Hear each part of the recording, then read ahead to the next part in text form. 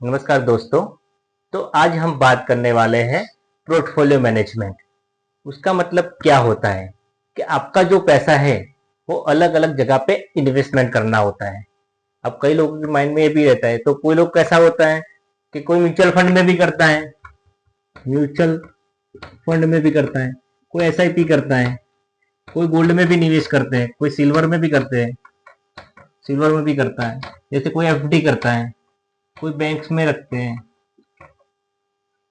तो अपना पैसा अलग अलग जहां पे आप इन्वेस्टमेंट करते हैं, तो उस आपका पैसा अलग अलग इन्वेस्टमेंट करना है तो पोर्टफोलियो कैसे बनाएंगे आप? तो ये कोई रिकमेंडेशन नहीं है।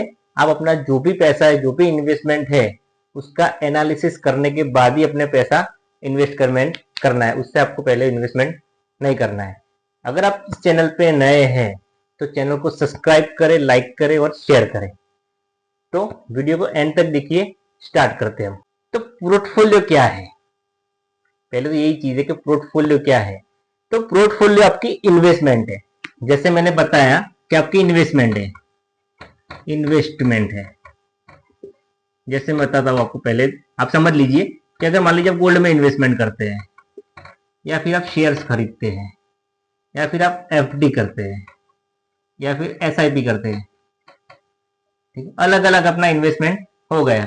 जैसे आपने मैंने बताया म्यूचुअल फंड में भी करते हो, तो ये सब अलग अलग अपना पोर्टफोलियो बनाते हैं।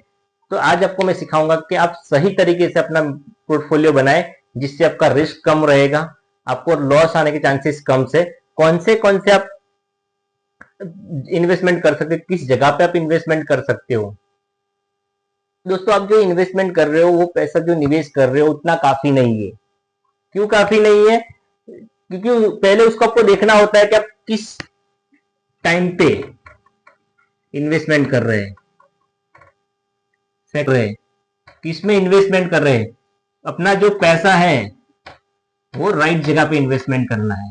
कहां पे? राइट जगह पे आपको इन्वेस्टमेंट करना है। तब कैसे आप इन्वेस्टमेंट करेंगे? तो उसमें तीन चीजें होती है। वो कौन सी तीन चीजें हैं? फर्स्ट आपका हो गया रिस्क कम, रिस्क कम, रिस्क कम रखना है उसके अंदर। सेकंड होगा उसका रिटर्न बड़ा, आपको जो रिटर्न मिलेगी वो भी ग्रोथ होनी चाहिए। तीसरा आपका हो गया आपको जल्दी उसमें से मुनाफा कमाना है, मतलब प्रॉफिट, प्रॉफिट लेना है। ये तीन चीजें उसके अंदर ऐड कर देनी है, जिससे आपको अच्छा खासा ग्रोथ कर सकते हैं। तो पोर्टफोलियो कैसे मैनेजमेंट किया जाता है? तो उसका एक क्राइटेरिया बनाना पड़ता है। आपको उसका एनालिसिस करना है कि आप किस जगह पे कौन सा इन्वेस्टमेंट कर रहे हो। तो आपको एक रिकमेंडेशन है, ये कोई एडवाइस नहीं है, आप अपने हिसाब से भी कर सकते हो, पर मैं आपको बता रहा हूं कि आप जो भी इन्वेस्टमेंट करें 30% गोल्ड के अंदर करें। अब गोल्ड के अंदर क्यों बोल रहा हूं मैं आपको? क्योंकि जिस दिन मार्केट गिर रही होगी, जैसे डाउन ट्रेंड में जा रही होगी, गोल्ड अप जाएगा।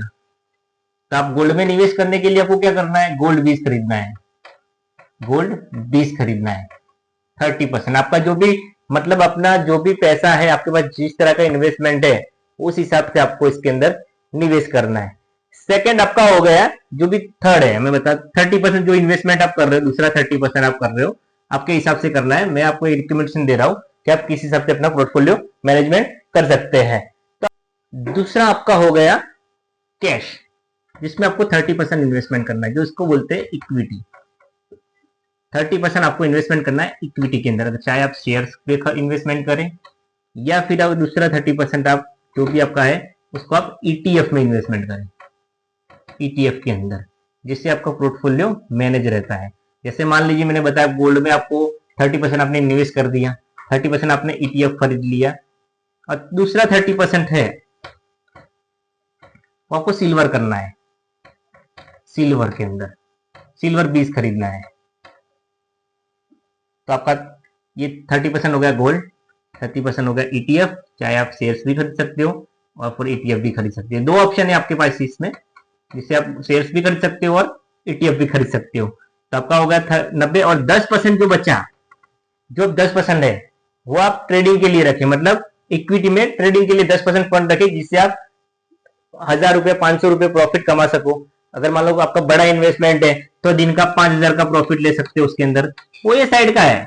मतलब जब करना है उससे 10% आप ट्रेडिंग के लिए रखो, बाकी 90% जो भी है, आप 90% जो भी इन्वेस्टमेंट करेंगे वो मैनेजमेंट करके ही करेंगे। मैंने जैसे बताया गोल्ड्स के अंदर, सेकंड बताया मैंने आपको इक्विटी, थर्ड मैंने बताया आपको ईटीएफ।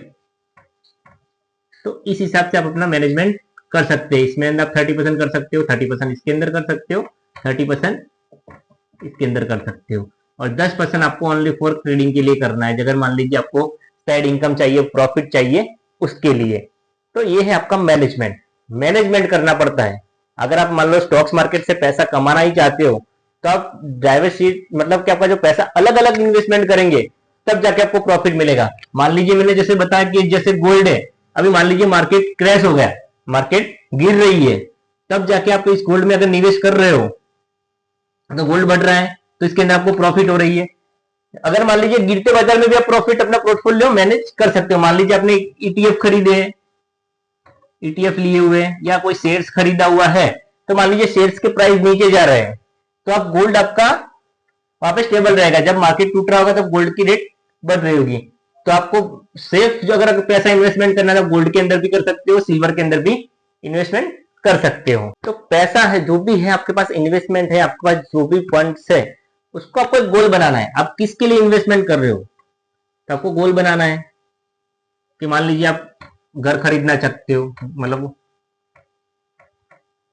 जैसे आपने रिटायरमेंट के लिए चाह रहे हो, रिटायरमेंट।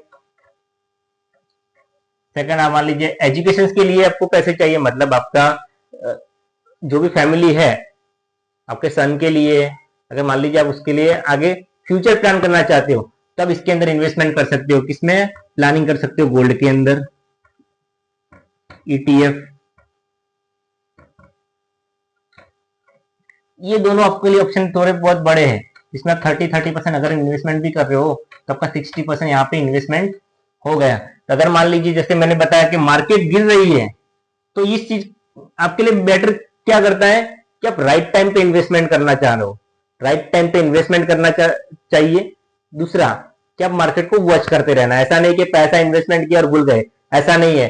पैसा आपने इन्वेस्टमेंट किया है तो उसको 3 मंथ 6 मंथ उसको वॉच करना है, तब जाके उसको पोर्टफोलियो को मैनेजमेंट कर पाएंगे, जिससे आप अपना जो भी इन्वेस्टमेंट है वो अलग अलग आप इन्वेस्टमेंट कर सकते हो। दूसरा, आपको अपना पैसा एक स्टॉक्स में इन्वेस्टमेंट नहीं करना है। अब कई लोग क्या करते हैं, जैसे मान लीजिए 5 स्टॉक ले लिए, स्टॉक खरीद लिए, अब मान लीजिए मार्केट गिर रहा है या अप ट्रेंड में है, तो मान लीजिए कई शेयर नीचे भी आते होंगे, मार्केट अप जा रहा होता हो, तो अगर मान लीजिए मार्केट अप जा रही है तो कई शेयर नीचे आ रहे हैं, तो आपका जो भी आप इन्वेस्टमेंट कर रहे हो उसमें किसी में 2000 लॉस, किसी में 10,000 का, किसी में 1 लाख का लॉस। अगर मान लीजिए आपका राइट इन्वेस्टमेंट होगा, जैसे मैंने बताया कि आप गोल्ड में अंदर इन्वेस्टमेंट करें, सिल्वर के अंदर इन्वेस्टमेंट करें और ईटीएफ के अंदर इन्वेस्टमेंट करें, तो जिससे आपका पोर्टफोलियो मैनेजमेंट रहता है। तो मैंने जैसे बताया कि आप किस तरह इन्वेस्टमेंट कर सकते हो। जैसे आप इन्वेस्टमेंट कर रहे हो, मान लीजिए कि आपके पास 1 लाख रुपया है, एग्जाम्पल आपके पास 1 लाख रुपए है, तो आप इसका 1 लाख रुपए का इन्वेस्टमेंट किस में करेंगे, गोल्ड में कर लीजिए,